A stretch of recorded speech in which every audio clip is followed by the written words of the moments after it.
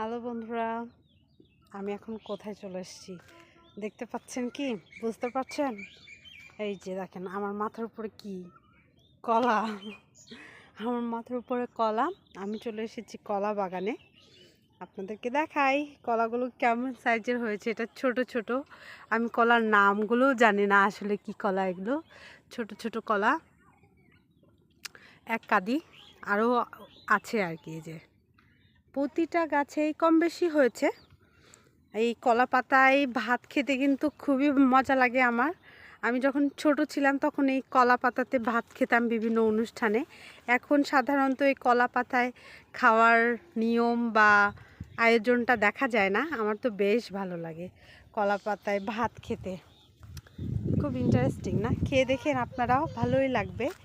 আরও গাছে হয়েছে, আপনাদেরকে দেখাই।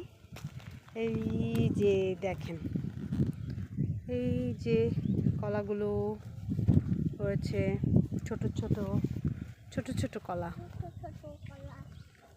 অনেক বড় অনেক বড়। এই যে এদিক দিয়ে যেতে হবে, অনেক রাস্তা, অনেকগুলো কলা গাছ দুই পাশে। আমার সাথে এই যে পুচকুটাকেও নিয়ে এসেছি। হাই হাই বলো। হাই। হ্যাঁ, ও আমার পাহারাদার, আমাকে পাহারা দিচ্ছে নাকি গো? পাহারা দিচ্ছ বিটিকে? বিটির সাথে এসেছো নাকি? টাক্কু মাথা হয়েছে, টাক্কু মাথা।